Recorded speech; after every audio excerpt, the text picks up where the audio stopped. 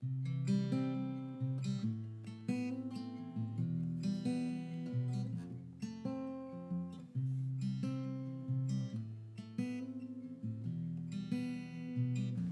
Gospel of our Lord Jesus Christ according to Mark, chapter 12, beginning at the 38th verse. In his teaching, Jesus said, "Beware of the scribes who like to walk about in long robes, to be greeted in the market squares, to take the front seats in the synagogues and the places of honor at banquets. These are the men who swallow the property of widows while making a show of lengthy prayers. The more severe will be the sentence they receive." He sat down opposite the treasury and watched the people putting money into the treasury, and many of the rich put in a great deal. A poor widow came and put in 2 small coins, the equivalent of a penny.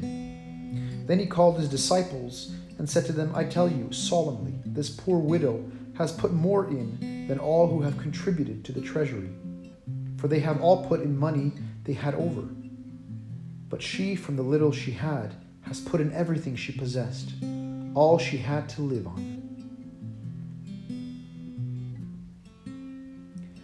In the Gospel reading today, Jesus observes 2 kinds of gifts being given to the temple treasury. Some put a great deal of money into the treasury. Yet it was the widow's gift of 2 small pennies that caught Jesus' eye. Even though her small gift was worth little, it was the most valuable gift of all, because in giving that small sum, she gave her livelihood. She gave her life. Jesus very deliberately points her out to his disciples. It is very likely that if Jesus had not pointed out this widow to his disciples, they would not have paid any attention to her. This widow was one of the invisible people of the time. The passage reminds us that it is often the people who are least noticed who have the most to teach us. The quality of their goodness and generosity is never on public display. It is hidden, and more often than not, it goes unrecognized. We live among such people without always knowing it.